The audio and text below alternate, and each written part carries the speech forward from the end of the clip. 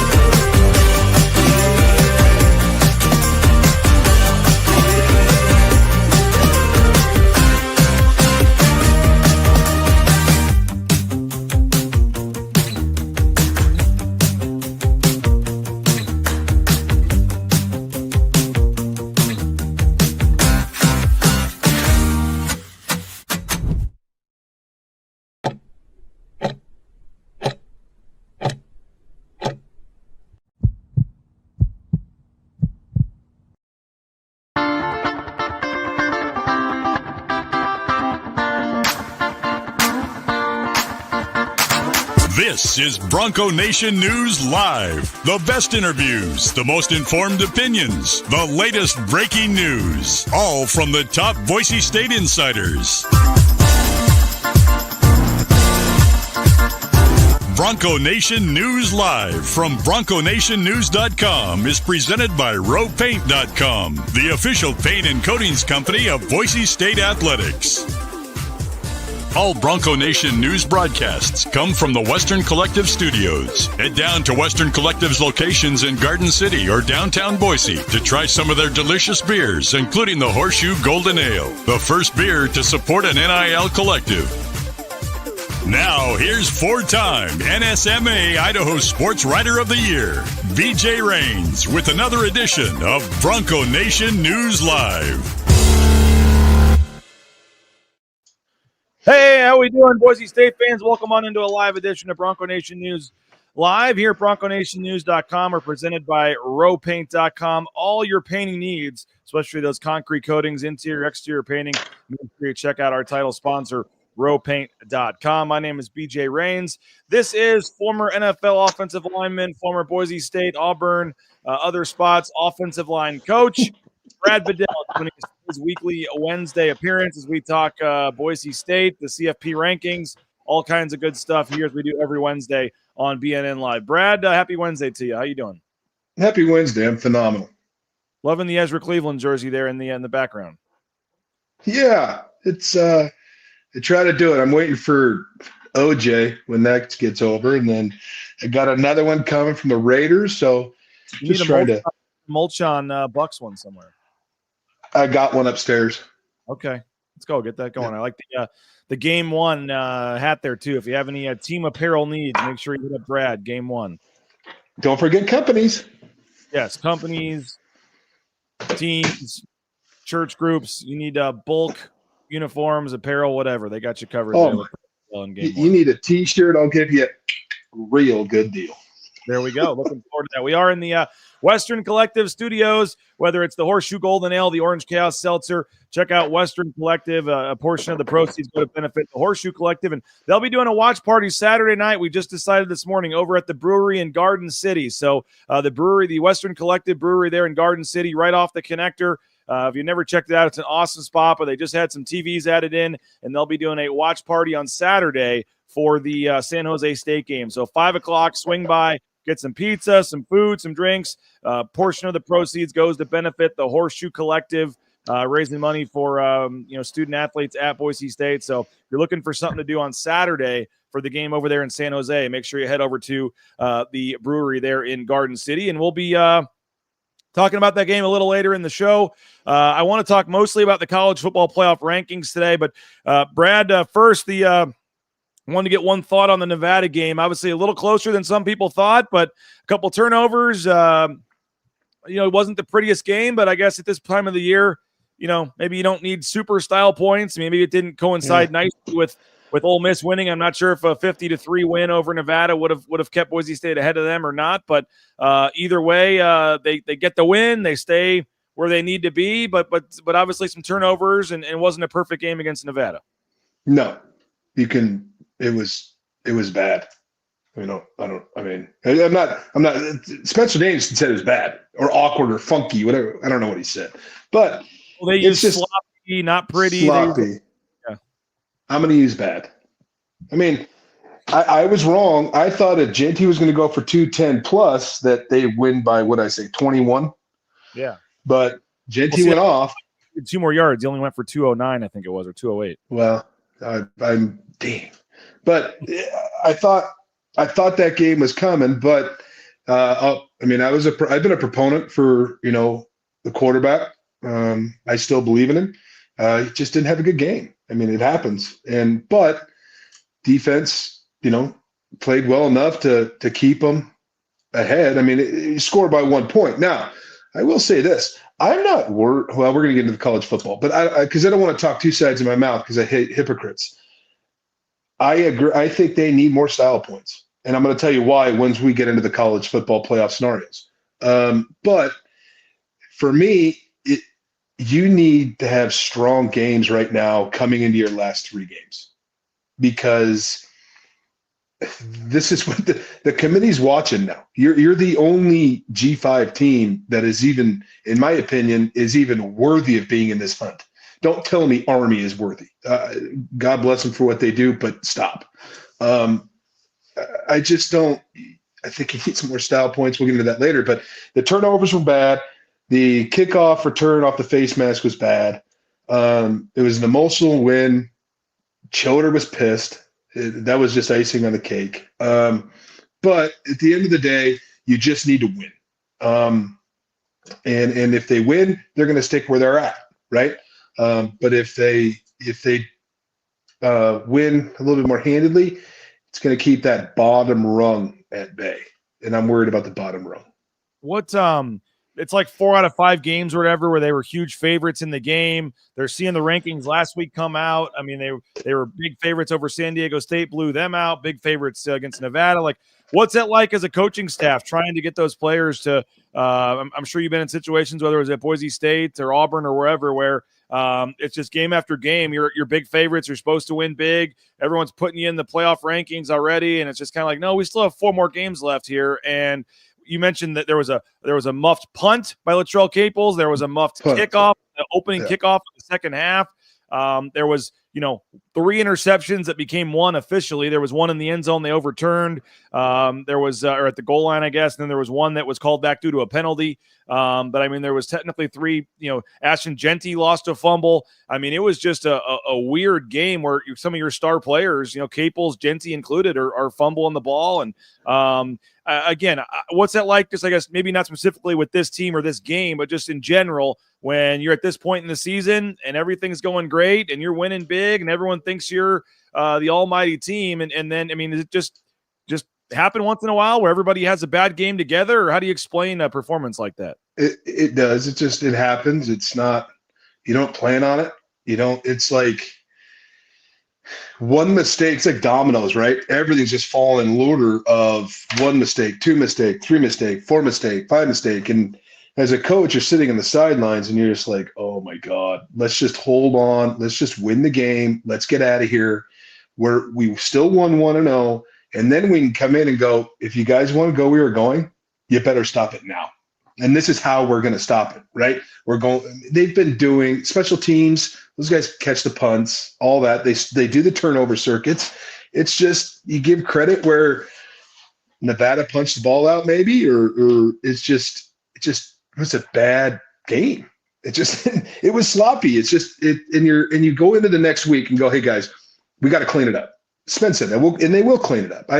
There's no doubt they're going to clean it up. It's just, there's a lot of teams. For instance, the Oklahoma State game got away with us. That was mistake. We lose by 40, right? Now, I'm not Oklahoma State and Nevada are on different levels, but it's a domino effect. And now it kills any type of morale. Now you're scratching and clawing for anything that's going to happen. So you come in the next week and go, guys, this is not who we are. It's not who we are. We just got to get back to Boise State football and the brand we've been playing for the whole season. And that'll be the end of it. There's a question here about the O-line, Brad. What are you seeing from the O-line? I know you watched the game, and in fair transparency, you were out of town over the weekend, so maybe not studying it quite as much as every snap as you do most games. Had a lot of snaps. They were 5 yards in the backfield. First time I noticed Ashton Genty getting frustrated with them. Somebody said I saw that too. He was shaking his head. We have seen. We talked a lot about the O-line, and obviously the holes that were there earlier in the season aren't necessarily there, and some of that is defenses are now all of a sudden game planning, obviously, to stop Boise State, and part of that is the offensive line continues to take some hits here. I mean, you look at the O-line that we saw out there against Nevada, and you're again without your two starters, and they've had Hall, Schmidt, other guys in and out of the lineup as well. I mean, there's been a lot of times last couple of games where they've been without 60% of their projected starters. So, I mean, they just, at some point, you can only keep throwing more guys in there so often, Brad. You love your depth, whatever, but at some point, I mean, they're on their third center of the season now. I mean, at some point, it's just, it is what it is, right? I mean, they're trying to, hold the DM from breaking, and Tim Keen's doing the best he can, but I mean, no disrespect, but you're eighth, not fifth for a reason. I mean, when you're the further you go down the depth chart, you're not getting the same talent quality of player that you just aren't as the starters. And so they've done a tremendous job with Carry-On and Randolph being out.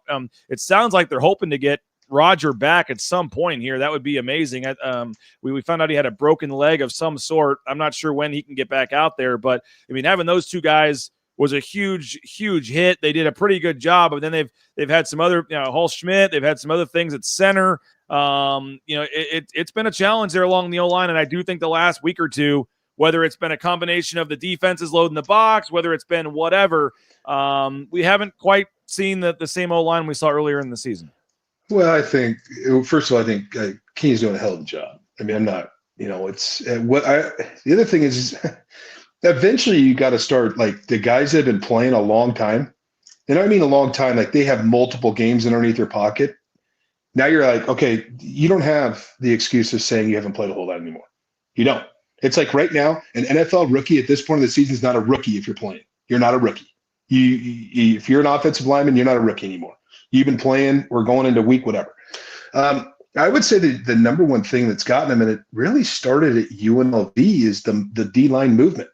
I think especially on the backside of some things, some of the guards are getting on the backside edges, which in turn can create some penetration through the A gaps and B gaps, and that's been a little bit of an issue that needs to be fixed. And and low in the box, I think there's some part of it.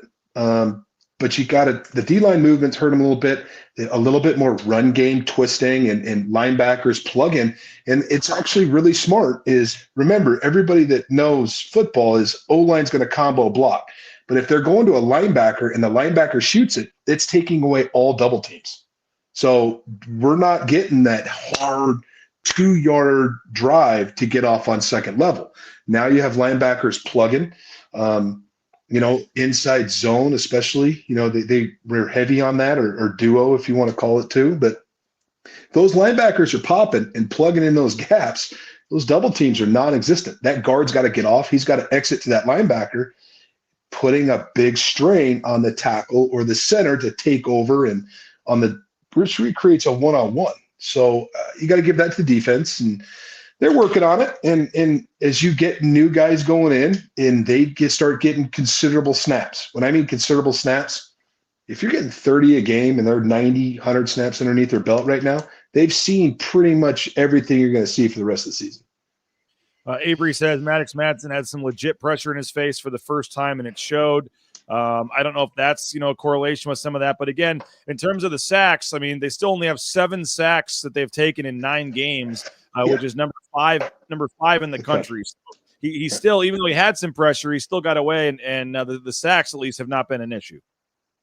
No, considerably different when, that and Hank Brockmeyer's here. I think we led the country. You're welcome.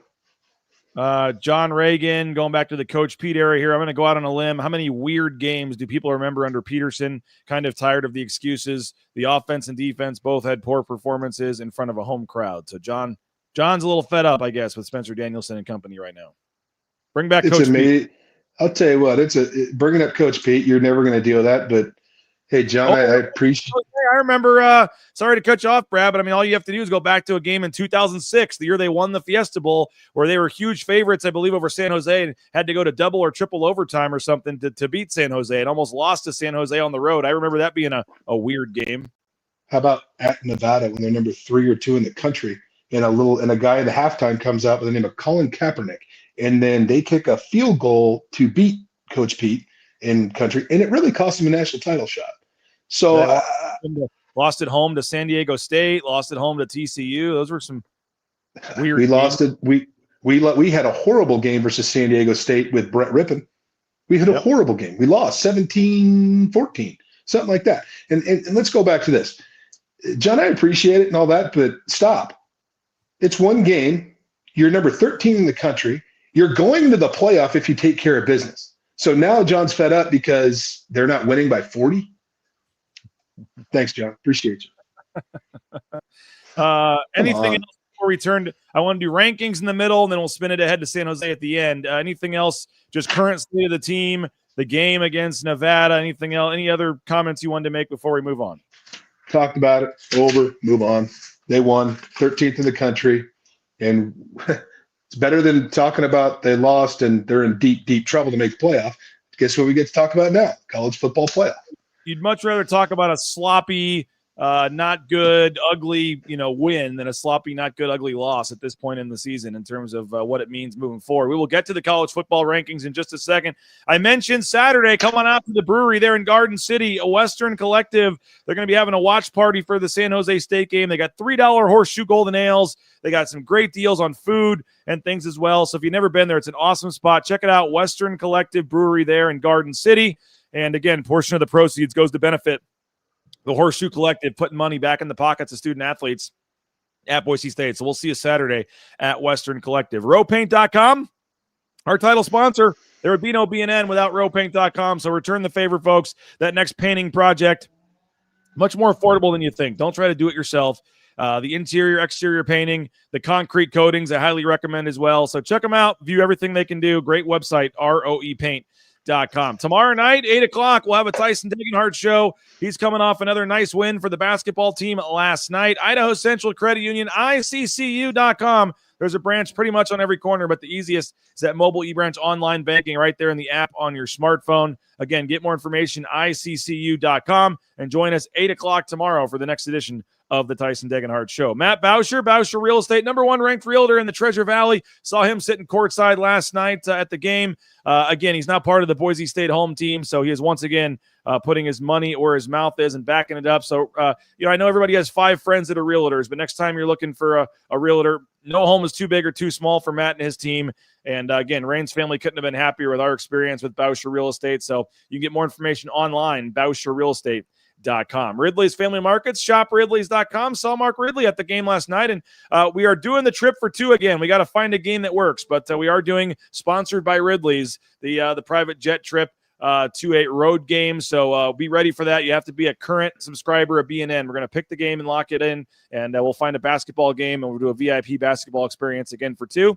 And then it's courtesy of Ridley's Family Markets, shop Ridley's.com. 13 locations across the state of Idaho, close to 30 locations in the surrounding states. So you get that great hometown grocery store feel when you head in there. Check them out at shop Ridley's.com. And Snake River Pool and Spa, patio and game. You looking for a pool table, a sauna, a spa, they got it all right there at the Spa Team. Check them out online, thespateam.com. And again, locations in Twin Falls, Boise, Meridian, Nampa. Been around since 1978. They're part of the Boise State home team. Check them out online, thespateam.com. All right, Brad, last night the rankings come out.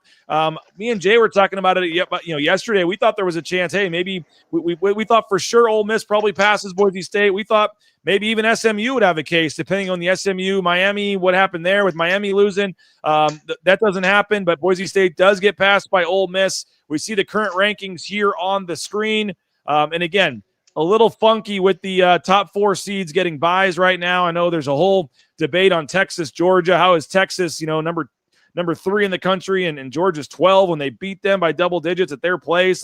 There's a lot of different layers we can go with this. But let's just start with Boise State, falling 1 spot to number 13 overall, but stays as the number 12 seed right now.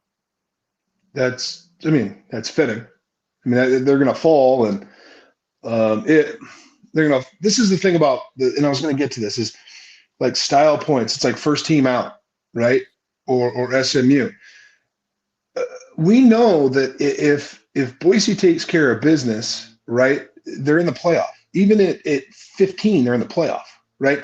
But if they have style points, things like that, the higher they can get, there's more opportunity to not get jumped from the top, right? We know that. But they got to win they got to win bigger. If they continue to get dropped down in here, a concern is all of a sudden now Colorado's 17. They weren't even ranked 3 weeks ago. And I'm sorry, I went to Colorado, and it is what it is. But, yeah, well, not now, because don't tell me Colorado deserves to go from unranked to 17 because they beat Texas Tech. I'm sorry. They don't have what signature win does Colorado have? That's what I'd like to know that. Sorry, but they don't. And so now all of a sudden they're Colorado starts creeping up, and they win and they take out BYU. So now are you telling me Colorado could leapfrog Boise, and then BYU stays where they're at with 1 loss? They're going to be ahead of Boise. So it's just and then all of a sudden now the media loves Deion Sanders. So now Deion Sanders could talk to the media with a bye and just talk about what it's going to be for 2 weeks. I just don't agree with that. So now the teams, it's the under thing. If you keep on winning tight, the people are from behind you are just going to come up like a Colorado. Georgia, I think 3 teams in the SEC get in. ESPN, I watch it. Everybody watches it. But ESPN is starting to do it. Here we go. Is now 4 teams in the SEC belong. Don't count that out. So you're going to have Texas in. You would have Tennessee in, Alabama in. So there's 3. Now they're trying to get the opponent for the 4th, or Ole Miss is in, so a 5th. So if we're going to do that, then just have the SEC have their own tournament. Come on. It's not – the college playoff is for 12 of the best teams in the country. 11, included G5, is 12. It's not an SEC tournament. I want to hear that. That's why the Big Ten maybe want to do their own thing. If they don't get enough teams that they want, they're like, forget this. Why do we need to include a group of 5? Why do we need to include all this? The current setup is what? 4 SEC, 4 Big Ten, and then 1 each from 10 SEC and Mountain West. And I think that probably would be happy. If you get 4 teams in, I don't really see how the SEC could have a major gripe on this. But what happens if Georgia, if Georgia beats Tennessee? Is Tennessee falling all the way out? And is Georgia not getting in there, Brad? If they just top Tennessee, mark my words. Yeah, if Georgia beats Tennessee, mark my words, Tennessee goes from 7 to 9. That's it. And then Georgia leapfrogs Boise State at 13. But who's getting knocked down then? I think Notre Dame is overrated. So Miami's the one people are asking here, and they're obviously in there right now because they're the highest ranked conference champion, so they have to be, at least in the bracket. They don't have to be number 9. Somebody in the chat here has said a comment. Let me find it. Let me go up a little bit here. Sorry, this is bad hosting. That's a funny thing you said that. You brought Miami. Miami, I think, out of the whole top 25, said the tightest wins. They were winning by field goals and touchdowns most of the year. Nate says, why is Miami ahead of us? Their 1 loss is way worse than our 1 loss. Also, their strength of schedule isn't better than ours. And then Avery says Miami should have dropped further, been playing with fire all year. Alexander says because they have Cam Ward. What do you make of Miami? As you said, they should have lost. Remember they had that Hail Mary where they got lucky against Boston College, or no, Virginia Tech. Virginia Tech. A couple other games where they could have lost as well. Yeah, I think Miami team at 9. I don't agree with that, but I think I'll go on a limb. I think Miami loses again. I think in the conference championship, I think Miami loses again. I think so. A 2-loss Miami team this is the decision these people are going to have to make. Is a 2-loss Miami team, is that a better team than a 3-loss Georgia team?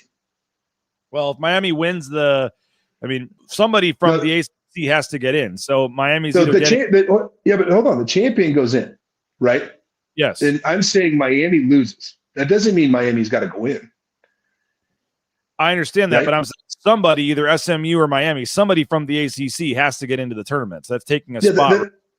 Right. That's what I'm saying. I'm saying that Miami loses the champion game and is out of the playoff again. The ACC champion, they're sending one team. That's what I'm saying. And it's going to be the champion.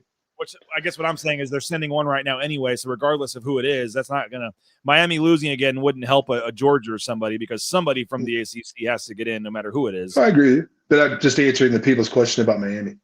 Let's see. This is a Mario Cristobal special. Comes out swinging and loses multiple times toward the end of the year.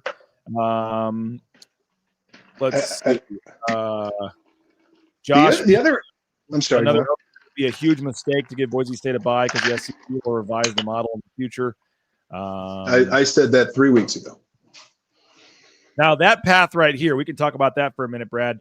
You see, not only so BYU is 6, but now with Miami at 9, there are theoretically two options here. I guess if BYU loses, maybe on Saturday to my Jayhawks.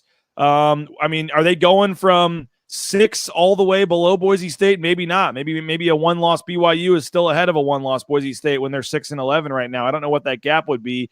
But right now Miami at 9 is probably the ACC champ, at least on paper right now, is the closer target for a Boise State to get ahead of in terms of the number 4 seed. You mentioned Miami losing again. The thing would be if it is SMU, who's only one spot. We don't know how close they see Boise State and SMU. SMU is the one team right below Boise State, 13 and 14. So if SMU were to beat Miami in a championship, that might boost SMU ahead of Boise State. They're only one spot behind them right now, and they'd have a top 10 win. We don't know what else is going to happen, but at least on paper right now, Boise State is chasing Miami and only 3 spots away from possibly being ranked higher than that ACC champ and getting that first round bye. I would agree with you there, 100%. And I'm still BYU loses twice, and Colorado. I think there's a chance in the Big 12 that if BYU loses twice, let's say they lose to your Jayhawks, not going to happen, but let's say that they lose to Colorado. That, in my opinion, BYU should be out. They shouldn't be in the tournament. With 2 so that's losses, going to take. You got to think. I'm just thinking on the other side of it. They're out. Colorado or the Big 12 champions in. We know that, right? And then let's say Boise State starts winning and they're climbing back up. There's a possibility that Boise State could be ranked higher than the Big 12 champion. I mean, if Colorado takes care of everything, they're at 17. Okay, let's say they win out. Are they going to go from 17 to leapfrog a Boise State that's one out? I don't see that happening. Take up 5 spots without Boise State losing in front of them. But exactly, is that going to happen in the championship over a top 10 team in BYU, which would be an impressive win and a better win than Boise State has. The other thing is these teams are going to start picking each other off. I mean, think about it. Ohio State plays Indiana this week, let's have some fun with this. So Indiana's going to play Ohio State, and then Indiana is going to have I don't know the rest of their schedule, but they're going to have to play probably another top dog. Play Purdue, I think, in their last game. That's a butt whooping. I'll check right now, but while I'm looking, before I forget, Colorado's remaining schedule is home versus Utah, at Kansas, and then home versus Oklahoma State. So Colorado has a a nice path there to potentially go 3-0 and get into the championship game. I think Colorado does go 3-0. I just watched a Oklahoma State TCU game, and Oklahoma State's not good. I mean, this isn't their year. The path's good for Colorado, right? And then we'll face BYU in the Big 12 championship, and then Indiana just has at Ohio State this weekend, and then Purdue the final game. Or excuse me, Indiana's on a bye this week. They're at Ohio State on the 23rd, and then they're home versus Purdue on the 30th. That's all they got left. They're already okay. So the big noon kickoff is in a week and a half. Okay, so they get a bye going into Ohio State. Interesting. So let's say Indiana picks off Ohio State, which I hope they do. I'm not a big Ohio State guy. I think Ohio State crushes them, unfortunately. Yeah, I mean, I think you're. I mean, let's just welcome back to whatever moment. But with that said, Brad, I mean, even if that, okay, we'll go back to your scenario in a second. But what if, even if Indiana loses and gets crushed? I mean, they're number 5 right now. Indiana's not falling with one loss, 11-1 from 5 all the way out of the tournament. I think Indiana. But last night showed they're in. Yeah, but they lose Ohio State. They're going to still have to play in the Big 12 championship game, correct? Aren't they still in line for that? Big 10. There's some, the Big 10. Sorry. Super hard to figure out. There's some weird tiebreakers this year because there's no divisions. It's going to be really hard if a lot of these teams finish with, Ohio State would have a head-to-head over them. But then what about Penn State being there at one loss too? There's just some weird tiebreakers. I don't think it's a given. I think Penn State's the one that I think is going to win out and not get it. They're going to have that one loss and they're not going to get in. But you're going to have maybe an Indiana and Ohio State, or Oregon and Ohio State, and then somebody's going to have 2 losses there. What happens if Oregon and Ohio State play in the championship? If Oregon wins, they're obviously number 1, but if Ohio State has 2 losses, I don't know. Penn State, I think they're frauds, by the way. Yearly Penn State is frauds. Look at their record against top teams. They're not very good. I don't like Penn State. I'm not a James Franklin guy. That's a whole story for another day. But they're sitting there at the 5-6 seed, and they're not a team that would scare me if Boise State had to play them. Now going to Happy Valley, that wouldn't be great. But having their team themselves, you could get Penn State in the Fiesta Bowl or something. Bring it on. I wouldn't be super scared about that matchup. But no, I agree. The thing about Indiana is, when you see them at number 5, they're the 7th seed, but they're the number 5 team in the country. I think that says they're in. If they lose to Ohio State, I don't think Indiana's dropping all the way down below 12 if they're 11-1 and their only losses to Ohio State when they're already number 5 right now. So, I mean, you look at those rankings on the left, Brad, 4 of the top 5 teams are in the Big 10 right now with Oregon, Ohio State, Penn State, Indiana. I mean, they love that the Big 10. I think the Big 10 is getting 4 in no matter what. I think Indiana is in. I don't see, even unless they lose 50-3 to Ohio State, I don't think Indiana's falling out. Penn State, and your whole question was about this tiebreaker thing, which is just, like I said, super hard to figure out at this point because there's no divisions. They're already talking about going back to divisions, next year because it's causing a lot of issues here. But how that happens, I have no idea, because Penn State, looking at Penn State's schedule right now, they are 7-1. Penn State's got a cakewalk. They're at Purdue, at Minnesota, home versus Maryland. So Purdue's going to be 11-1. All these teams are going to be sitting there with one conference loss.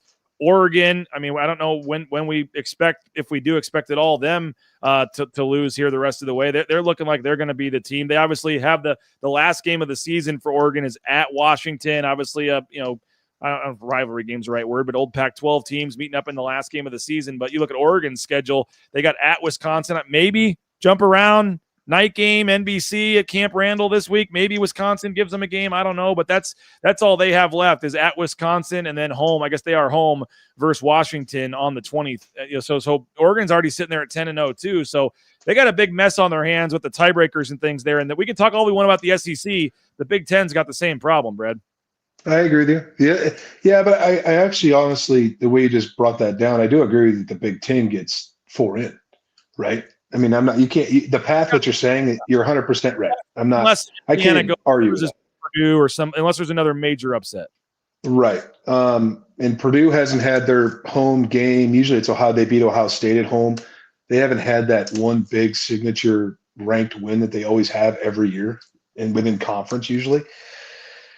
So you're right. 4 in. It's the SEC. They're going to get 4 in, right? But here's another thing that I think is very intriguing.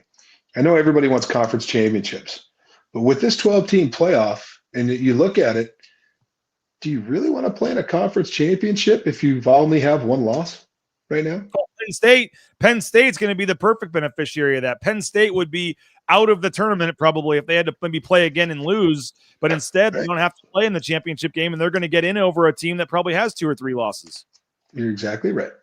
And so you don't want, if you're a Penn State, in my opinion, I know you want the Big Ten title. That's awesome, but they're kind of like, okay, we're not going to have to play again. So we just got to win out, and we're in. We're in. And I know your number one goal should be win the conference championship, but the way this is shaking out, it's like, we don't want to go play in Oregon. No, but the reason they did do this partly is, the 4 byes go to the highest ranked champions. So you are playing in the conference championship game theoretically for a bye in the first round, which is a big deal. But if you lose that, you could go potentially with a second or even a third loss to knock you completely out of the tournament. I want to go back to Georgia for a second because final thought on that, Brad. Totally agree with you. Conference championship game may help you, but could hurt you a lot more if that loss knocks you out. That's going to be interesting. But Georgia's number 12 right now. You sent me a video yesterday of Heather Dinich, ESPN. This is before the rankings even came out, saying don't eliminate a 3-loss SEC team. Right. I get all 3-loss teams are not the same, but if Georgia loses to Tennessee this weekend, Georgia would have 3 losses, but they have by far one of the toughest strength of schedules in terms of being in the SEC. The teams that they've had to play this year. I mean, they played a Clemson team in non-con who was supposed to be good, and they've dropped off a little bit. But you're going to talk about how good this SEC is. They had to play, at Alabama. They had to play at Texas, at Ole Miss. I mean, they've played at 3 of the toughest places. Now, I think they'll probably beat Tennessee at home. But as I'm saying, they already played at number 16 Ole Miss, at number 1 Texas, at number 4 Alabama, and their 2 losses so far at Alabama, at Ole Miss. I mean, I get it. Like the records have to matter and all this, but is a 3-loss Georgia, and they have the 3 losses just because of their schedule, still Probably. maybe better than Indiana or a 1-loss Big Ten team? It's going to be tough for the committee here to figure this out. But if they already have Georgia at 12, Georgia dropped a little further than I thought they would yesterday. If Georgia loses, to Tennessee, I get it. They're number 7. But you probably still have to drop Georgia a couple spots. So I don't know what the path is for Georgia with 3 losses, but yet we still keep hearing some of these national pundits saying don't count out a 3-loss SEC team. No, they're not, because right now I think Georgia, in my opinion, would beat Indiana, would beat Penn State, would beat Notre Dame right now. They lined up next week and they scheduled any of those, Georgia beats them by 10. Oh, Georgia's probably a betting favorite against over half the teams ahead of them on this list. And they're a huge betting favorite over Boise State. Huge. I wouldn't be surprised if it was 17. So let's take that. I think Georgia beats Tennessee. Georgia's in. They don't have to play the conference title. They're in. It's the same situation as Penn State. Go from 7 all the way out. Tennessee? Yes. No. Tennessee's in. Okay, I'm just saying the math. You got 4. I'm just telling you, 14. That's how they're going to figure 4 teams in. It's just mathematics. I think and it's Notre Dame, and I just can't get over the NIU loss. I can't get over that loss. I can't get over that loss for that situation. So I would take Notre Dame out, and I would put Georgia, Tennessee, Alabama, Ole Miss. I can't get over. I just can't. I'm not fired up about Notre Dame. I'm not. I'm just not fired. I don't know. Notre Dame is. You're telling me if Notre Dame was in a conference, you're telling me Notre Dame would be sitting there in the SEC in the Big Ten. Would they be sitting at number 8 or whatever they are? No. They'd have 4 losses. So they do an independent schedule, and all of a sudden you lose at home, not even close, and get your brakes blown out by the NIU. But they could sit there at 8? Come on. I have a problem with Notre Dame. I just do. It doesn't make sense to me. Where now, let's compare. Okay, take Boise State. Boise State has lost to Oregon team by 3 points, and the number one team in the country, and Notre Dame sitting at 8, and Boise sitting at 13, and Notre Dame loses to NIU, Boise would beat the brakes off NIU. And if you Notre Dame, in my opinion, with their schedule, needs to go undefeated to get in this tournament. Yeah. I don't, there are a lot of people when they lost NIU, they're done. And all of a sudden we look up and they're one spot away from getting a home game in this tournament now as the 9th seed. Because just look at the bracket. Boise State, unbelievable tradition, right? Whatever. Ohio State, we know that. Notre Dame, probably the tradition of college football. That's it. That's why they're sitting at 8. I'm telling you. Don't tell me their resume is great. It's not. Well, and that's what I was going to say. The committee talked about close losses and all this stuff. I mean, if you want to look at just eye test and you want to say, I don't think Boise State's as good as, this is where we rank them based on eye test, that's fine. But if you want to go strictly off resume, they have one loss to where they should have won the game against Oregon.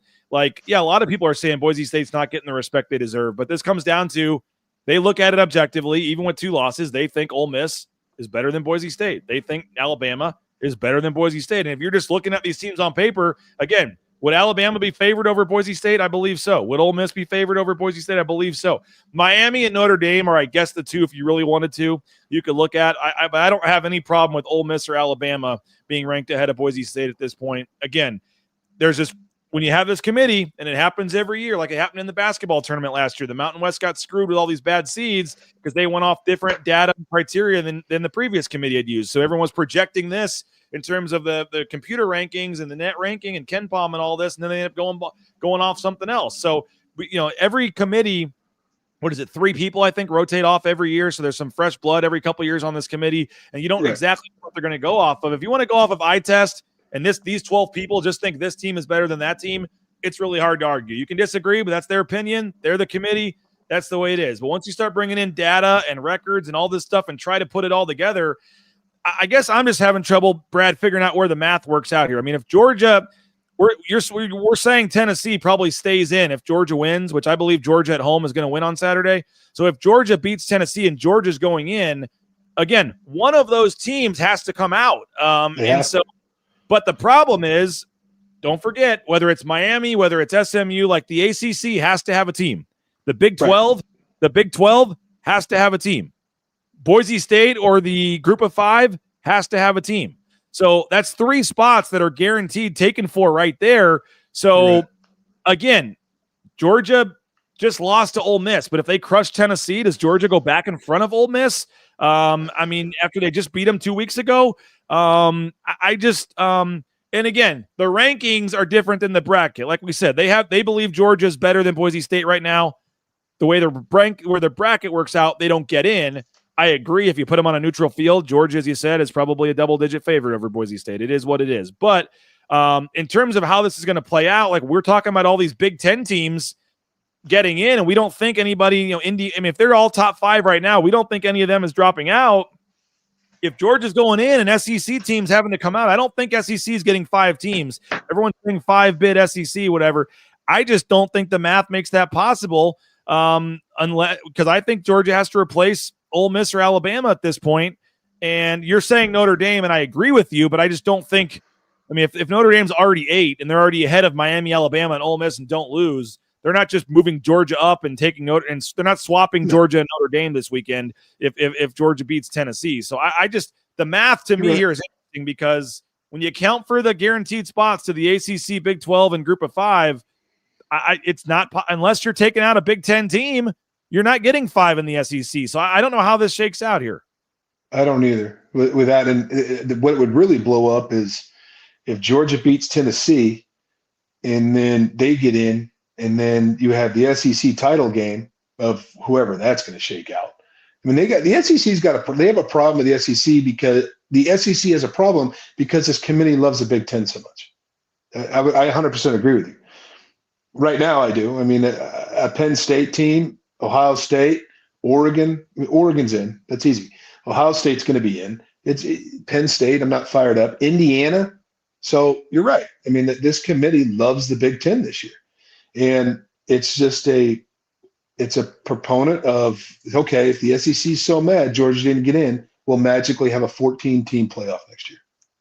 Oh, well, there's one more year. There's one more year of this is a 2-year thing. So there'll be one more year like this. But I totally agree. It's funny. It went from, if you're number 5, in the 14 playoff, you don't have a case as the best team if you're 5.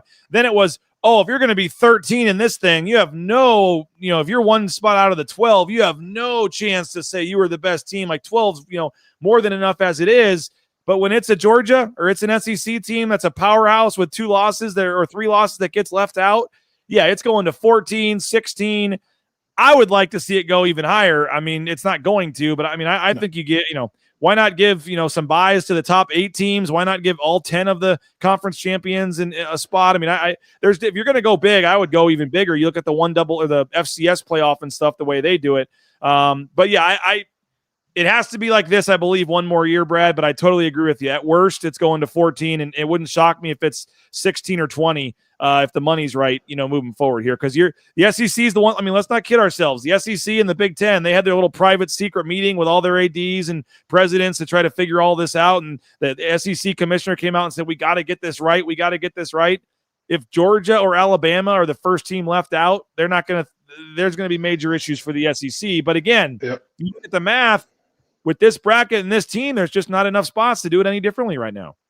You're right. I agree with you. But, yeah, I agree. And the SEC, if you really look at it, SEC kind of runs college football.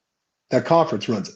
If there's a change in the SEC, it trickles down to every conference. I mean, that's when Nick Saban was the head coach at Alabama. I mean, it's just the SEC has run this for a while. And I just don't. There has to be some true, I don't know, it's so secretive, right? I mean, why can't they, and they may have, and I don't pay attention, which is a viable point, is just go, these are the top 10 things we're going after or going off of, okay? And if the conference is number 1, then the SEC is going to have an argument. But they don't, everything's like so secretive. I mean, we're crying out loud. These are the top 5. You get these top 5 things, you're going to be it. But they don't, and then all of a sudden now it's behind here, and somebody's just going to smudge something and go, well, he jumped him. So they obviously think the Big Ten is the best conference in the country. Okay, that's obvious of the rankings, right? But now they created this. Now they've got the sleeping giant in the SEC saying, no, wait a minute. This isn't right. We're the number 1 conference in the country. Not you. We are. Well, by record, they're not. Right? That shows Georgia's out. But, Alabama at 7-2, at 7-2, Alabama's in because they're sitting at 7-2 and it's Alabama. Period. I would say in terms of saying the Big Ten is better, Brad, I mean, right now, like Oregon's undefeated, Ohio State 1 loss, Penn State 1 loss, Indiana undefeated versus Alabama 2 losses, Ole Miss 2 losses, Georgia 2 losses. I agree with you 100%. I'm with you. I don't know if they actually believe the Big Ten's better. They just have such a disparity in the rosters and stuff. They can't have 3 2-loss teams up there at the top. But again, that's why the SEC wants in the next playoff 3 or 4 guaranteed spots, not 1, because they're talking about, yes, all conferences, all records are not created equal. Tulane is 7-2. Is that the same as Alabama's 7-2? Like, of course not. So I think they're looking, is Boise State's 1 loss, you can look and do it however you want to compare it, but in the SEC, when a team like Georgia is playing at Texas, at Alabama, at Ole Miss, or whatever it is, I guess they had Alabama at home, I think, but when you're playing 3 top 10 teams in like a 6-week stretch, that's not the same as what some of these other schools are doing. So I get it from the perspective, but when you have 2 or 3 losses for a lot of these teams, it's just really hard, as you said, for this committee to decide what's better. A 3-loss Georgia or a 1-loss or undefeated Indiana? Undefeated Indiana, fine, but a 1-loss Indiana versus a 3-loss Georgia? I mean, who do you think would be favored on a neutral field? Georgia. I agree. I believe so. At Georgia. And this is where it's going to be interesting to see what happens next year when this goes down, is how does the SEC schedule their top teams? Because you have a gauntlet. Every SEC team is going to have a gauntlet. Right, they're going to have four in a row, and it is brutal every week. Brutal. And that's why in scheduling, you see the SEC teams, the tops, Auburn does it too. They're not a top team in the SEC, but they have that Mercer. They have that Division I double team, and it's late in the year, is because you have to have a break in that conference. You have to. So SEC, if they can't get the committee to do what they want to do, they're just going to go, okay, we're going to readjust our schedule. Right now, Vanderbilt was a surprise this year within that conference, but you're going to see some more like, okay, they're not going to do, Georgia won't play Alabama, Tennessee, Ole Miss, and this team 4 in a row. They're going to space them out a little bit. So now it takes a lot of off of, you get 3 injured and now you're going into Alabama at Alabama, brutal, right? So that's where the Big Ten, they kind of space that out a little bit. They schedule better. Yeah. And so you have to do something in the SEC, and you're looking at future schedule. This is, want to blow the whole thing up? Go to regional conferences. Be awesome. That would be, yeah. What a regional you're bringing back the Pac-12, and you're going to include that. It's going to be Washington, Oregon, Washington, California, Colorado, Utah, Arizona.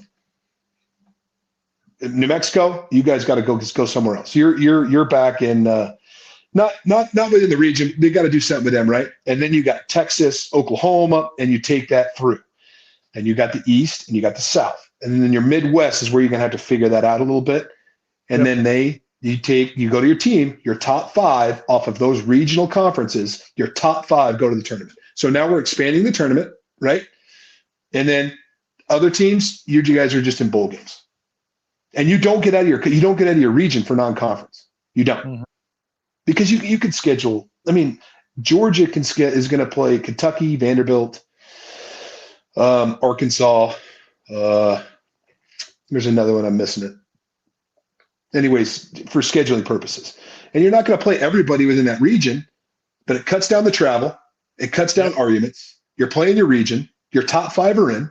And then here we go. It's just my little fun idea. I still like how I know it's different with, amounts of games and all that, but I still like the way that the FCS does it, where you're at, I think 24 or even, I think 32 is too many, but if you're at 24, you give 8 teams buys, and then you let, you win the Sun Belt, you at least have a shot. You win the Conference USA, you may have to go on the road if you win Conference USA and play a 3-loss Georgia team in your first game, but you at least get a shot. You're at least in the tournament. I think if you win your conference level, hold on. Let's go back to what you just said, and let's take your idea, which I like. I don't give home games anymore. I actually give the bowl games mean something again. You take your top, your sugar, your orange, your fiesta, all those are going to be your top ones. They're already in that thing, right? Now you go back and go, okay, what are the top bowl games we want to take these things to? Okay. Hey, Mr. Jones, we want to do the great state of Texas bowl game, whatever you want to do. But we're going to be a part of the playoff. So that bowl game means something now. Don't do new home games anymore. Go back to 11, 10 home games. Go to 12. I don't care. But have some bowl games mean something. The Armed Forces Bowl, the Alamo Bowl, some of these random bowls to be a playoff game. Be a playoff game. And then all of a sudden now you're going to see everything go through the roof. Where now it's dying on the vine, or some of these bowl games that are they just don't mean anything. And now once you expand this playoff, you're getting a lot more players and things like that and go, no, I'm playing. I'm not getting ready for the NFL. We got a shot. We're in the tournament. Where if, we always see it. Look at Florida State. That's a good example. They're all mad because they didn't get the championship, tournament last year, but they lost 30% or 30 guys in the roster because they didn't want to play in that bowl game, right? Florida State in this thing was going to be in the tournament. Take it this year with that record. Everybody's playing. And so that's the one thing. They played Missouri in the Cotton Bowl. Missouri's still celebrating their Cotton Bowl win last year, but Harrison and a lot of Ohio State's players didn't play. And right. It changes everything. Any before we finish up talking about the game Saturday, any final thoughts on the bracket, where Boise State sits in terms of the CFP rankings? Any final thoughts on the bracket, Brad? So I think Boise's going to, as of right now, I think the way this committee shaped it up, I think they're dead set to have Boise at 12. I just do. I don't see a way around it. What I think we need, Boise State, we need to pay attention to what's happening and who's winning and who's losing in front of that area. They could get leapfrogged. It's okay. Guys, if Boise State goes to 15, it doesn't matter. They're still in 12. So don't get that twisted. Okay. But a Penn State matchup, a Notre Dame matchup, BYU loses, you get a BYU Boise State matchup. That would be for the ages. By the way, I'm not under the camp that they want to rematch with Oregon. I don't think that would go as good as it did the first time.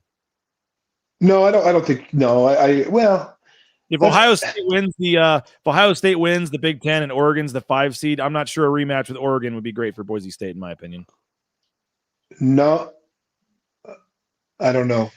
I don't know. That's hard for me because everything in the back of my mind is saying it's put the ball down and play ball for Boise State, and we don't care who we're playing.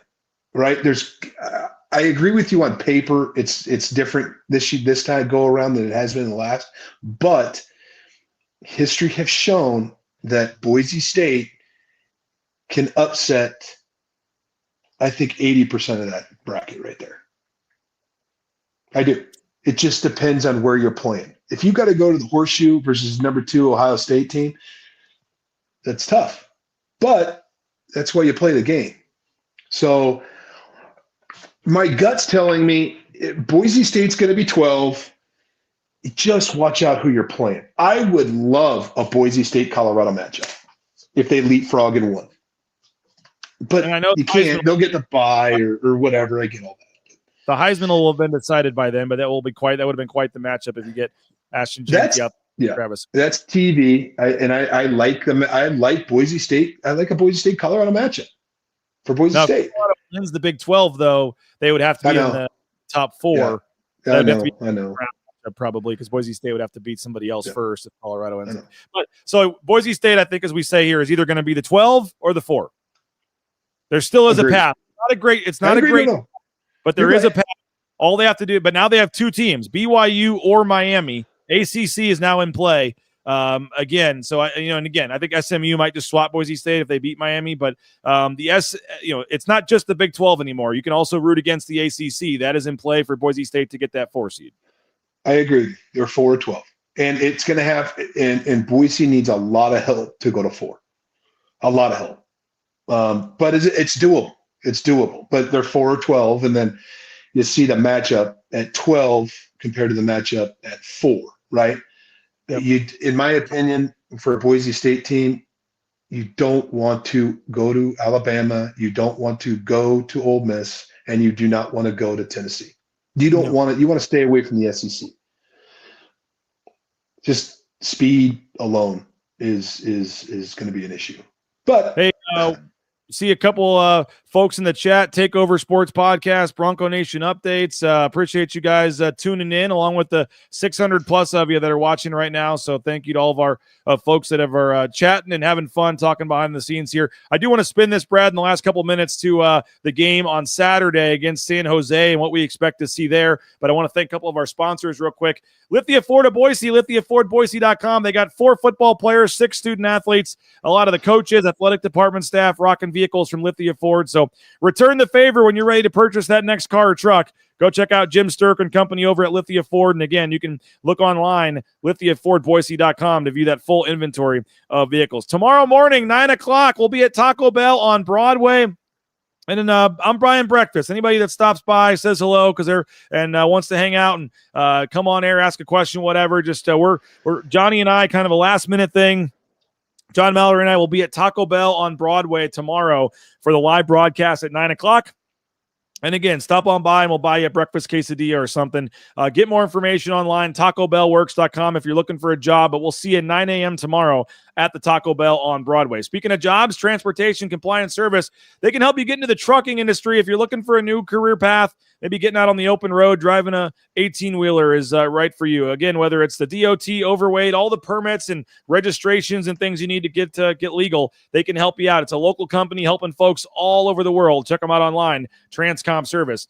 If you need some Ashton Genty gear, we got the new graphic here from the Blue and Orange store. All the Ashton Genty NIL gear. Brad, who would have thought we'd see a graphic like this a year or two ago, a couple years ago, in terms of NIL gear, jerseys, logo, official Boise State stuff here with Ashton Genty. You can get it at the Blue and Orange store. They've got 2 full racks of Ashton Genty gear right when you walk in the store there, the second floor of the Boise Town Square Mall. Or you can go online, theblueandorange.store.com. But if you're looking for some new Ashton Genty gear, you want to put a little bit of the money back in Ashton Genty's pocket, you can do it at the Blue and Orange store. Breezy Dubar, we talked to him yesterday. You can see that interview at BroncoNationNews.com, but he is back and healthy and ready to go.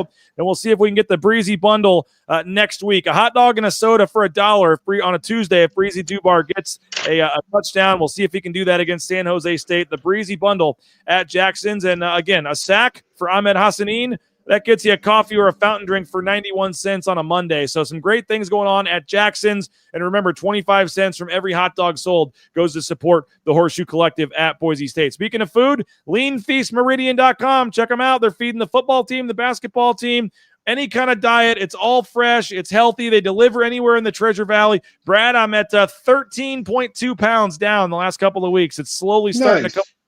We finally got the first 10 pounds out of the way. We're pushing forward, and it's thanks to our friends at Lean Feast. So healthy eating and very affordable pricing as well. Delicious food. Check them out online at leanfeast.com. And we're still taking your voicemails. My Signature Roofing voicemail inbox. Again, Signature Roofing, whether it's re-roofs, inspections, estimates, they can do it all. Check them out. Signature Roofing, mysignatureroofing.com, and they're sponsoring the voice inbox. So again, would love to get some voicemails, some thoughts. I forgot to check this morning, so we may have had a couple in there, and I forgot to get to them. So if you put one in, we'll try to play it tomorrow. I apologize if you had a question for Brad. But Signature Roofing, the sponsor of our voicemail inbox. And again, speakpipe.com/BNN is the website. All right, Brad, final thing or two here. San Jose State, they have the leading wide receiver in the nation, Nick Nash. A little different than some of these guys we've seen on Utah State Royals or with Ricky White at UNLV. Nick Nash is more of a slot receiver, more of a possession guy, but obviously gets a lot of yards as well. He is by far their number one receiver.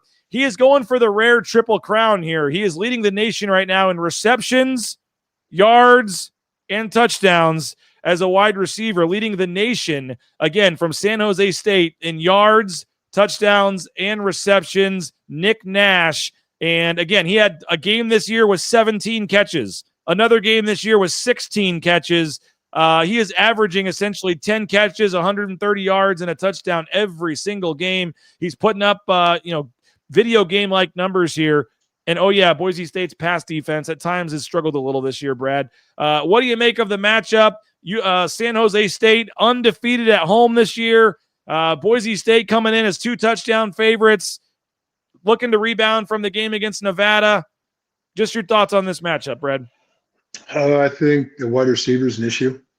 Just looking at this, how are they going to do that? Are they going to go to a 4-2-5 and use the nickel and the field safety or where he's at to bracket him, keep him in front, things like that?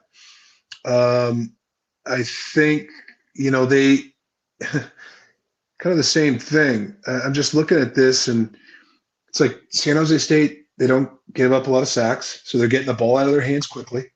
But I think you got to do some things, mix up some coverages, roll to him, roll away, blitz him, things like that to get that quarterback hit, as every week. I always say that. But you also have some creative ways to bracket that wide receiver. Defensively, to be honest with you, they're just okay. They are second, with 16 interceptions, I believe, on defense. Yeah, but they're in the middle of the pack versus the run. I think kind of the same thing that we talked about. If you're really that worried about their offense and that wideout, then you need to, shorten the game a little bit, meaning so you could snap it later, keep that offense, keep that receiver, keep the receiver off the field, things like that, But the other thing is the one thing that makes me a little bit nervous with an explosive wide receiver is the game is never out of reach. He's one catch away from scoring, right? Or they're one catch away from an explosive play. And so it's like, Boise State's up by 21. oh man, this guy could cut it to 7 in 2 plays. So I think that's the one thing that we're going to have to pay attention to is how are they going to take care of that young man? I think that they haven't seen really a D line like in the sacks that are generated. The other thing is I'd like to see some tip balls this game. You know, if you're not getting to the quarterback, get your hands up, maybe get some tip balls, create some extra incompletions. I think that's another pardon me. That's another way to get the wide receiver out of the game. And you'd like to see some, you're going to get the rushing yards, things like that. The O-line cut out the penetration. I like that. And I like to see Maddox have a great rebound game. I mean, that's what he needs. I was going to say, final thing. I mean, just coming off the sloppy, whatever, ugly win over Nevada. I mean, I don't know if this is the game to do it, if the matchup's there or not, but going on the road, not a big crowd expected, kind of a sleepy, you got to bring your own energy type game at San Jose. But is this a game where Boise State can, bounce back? You'd like to see them bounce back and win by 4 touchdowns and put the bad loss against Nevada behind them? Or is this another one where, maybe you just survive in advance and it doesn't really matter how it looks? No, you want to come out and play clean football. And I think a Boise State clean football game, you win by 21. Cut out those little mistakes like the muff punt, the muff kick off return. Sorry. Cut those little things out and play good, clean, fundamental physical football. And I think that takes care of business. And I think it takes care of business handily. Let's not see another bunch of turnovers, right? Because last year we saw this and it went multiple games. So you need to just cut the turnovers, cut the kid's going to get explosive plays. So let's just say no explosive plays. I can't say that. Let's reduce them. I'd like to see less than 7. It'd be nice. And then just clean football as the offense drives and scores touchdowns. And when you get in that red zone, don't have a turnover in the red zone. Don't have a 14-point swing in scoring where, you give up the red zone that costs you 7. They drive it down and get 7. That's a 14-point swing. Yep. And then, don't within that middle 8, that second half, if they get the ball, go score. Right. Let's get back to starting fast on both sides of the ball in the second half. I think that those are the keys to me, not the red zone or whatever and all that, and they're always the keys, but get after the quarterback. When you're getting after the quarterback, it cuts the void. Receiver doesn't have a chance to get the ball or catch the ball. It's going to take him out of play, but he'll get his yards. Hey, programming note tonight, we got a double dip for you. Back-to-back shows, the same feed. We're starting at 7 o'clock. Ball Talk with Mike Sanford, John Mallory, 7 o'clock tonight. They're moving it up an hour, so be ready. 7 o'clock tonight for Ball Talk. And then the same feed, they'll just transition into Riley and Ridd at 8 o'clock. Kent Riddle, Riley Smith. They're going to have some guests tonight. They'll be live at the James Kitchen and Bar at 8. So 7 o'clock, one show, 2 hours back-to-back. An hour of Ball Talk with Sanford and Johnny, and then an hour of Riley and Ridd, and that is presented by Jackson's. So we appreciate Jackson's, and make sure you go grab some beverages from Jackson's and then head back to watch Riley and Ridd tonight. And then don't forget, tomorrow morning we'll be at Taco Bell at 9 a.m., John Mallory and I. And then tomorrow night we'll have the Tyson Degenhart Show, and then Jay Tuss and I on Friday morning. And then I'm off to San Jose for the game this weekend, and then hurrying back for the basketball game on Clemson. If you tuned in wanting some basketball talk, sorry, big football day today, but we went over an hour on the post-game show last night talking all basketball. So head on back to the Bronco Nation News YouTube channel and check out the post-game show there to hear from Leon Rice, some of the players over an hour as well. Surf City Bill says awesome content, BNN. So appreciate you for saying that. Brad, thanks a lot, man. Went a little long today, but it went pretty quick, it seems like, with what we were talking about. But appreciate you as always, and we'll look forward to catching up with you next week. Dude, they can't. San Jose State's got the worst offense in the conference. They can't run the football. Make them one-dimensional. Have a good day. The final thought there from Brad Bedell. Have a great day. We appreciate you guys. We're going down to get Maddox Madsen's actually talking to the media today. So we'll be getting him and getting that up on the YouTube channel. And then, as I said, the 2 shows tonight. So thanks to Brad. Thanks to all of our sponsors. Thanks to all of our commenters. Hope you guys have a great day. And we'll talk to you later. Bronco Nation News Live, presented by our title sponsor, rowpaint.com, coming to you from the Western Collective Studios. We'll talk to you later, guys. Have a good day.